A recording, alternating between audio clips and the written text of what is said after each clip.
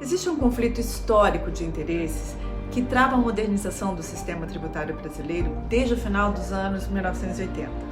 E no centro dele estão os três entes da federação: União, Estados e municípios. Cada um de olho no poder de tributar, mantendo ou aumentando as receitas com o recolhimento de impostos. E como é que isso complica o sistema como um todo?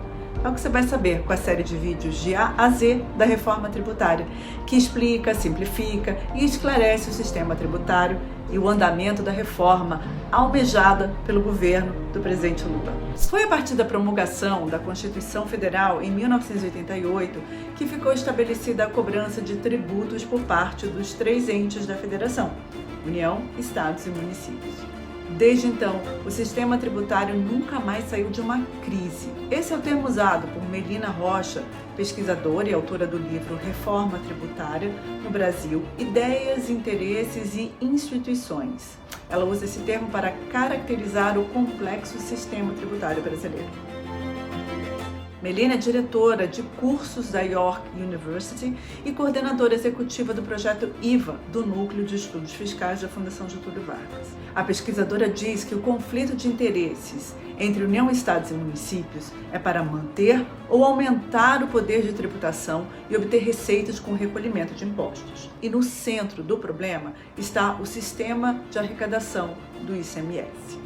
A sigla que identifica o imposto sobre operações relativas à circulação de mercadorias e sobre prestações de serviços de transporte interestadual e intermunicipal e de comunicação, eu prefiro a sigla, é devido ao Estado e Distrito Federal, e a sua alíquota varia entre estados e em movimentações dentro do próprio estado. Assim, e o tributo também incide sobre importações. Isto é, o ICMS é um tributo que está em praticamente tudo o que faz parte das nossas vidas. As propostas em andamento na Câmara dos Deputados e no Senado sobre o consumo prevêem a substituição do ICMS pelo IVA, Imposto sobre Valor Agregado, que foi implementado em mais de 160 países. A pesquisadora Melina Rocha fez um levantamento das propostas de reforma tributária que não foram adiante e os obstáculos identificados para a aprovação delas. Vamos dar uma olhada.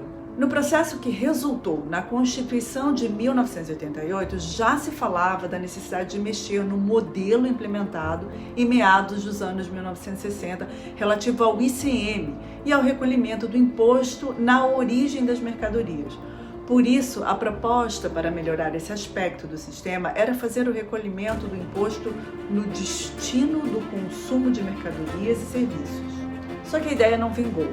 O impasse ficou por conta dos municípios, que temiam perder a arrecadação, e por conta dos estados, que ficaram receosos com a mudança da tributação. Anos depois, já no governo FHC, em 1995, houve uma nova tentativa de reforma do sistema tributário. O Executivo propôs a PEC 175, em que previa a criação do IVA para extinguir o IPI e o ICMS. A arrecadação seria compartilhada entre Estados e União. A proposta também previa o IVV, Imposto sobre Vendas a Varejo, para extinguir o ISS dos municípios e o deslocamento da tributação da origem do tributo para o destino do consumo, com uma implementação gradual. Dessa vez, o impasse que impediu a aprovação da reforma foi a ausência do então presidente FHC no processo de negociação no Congresso.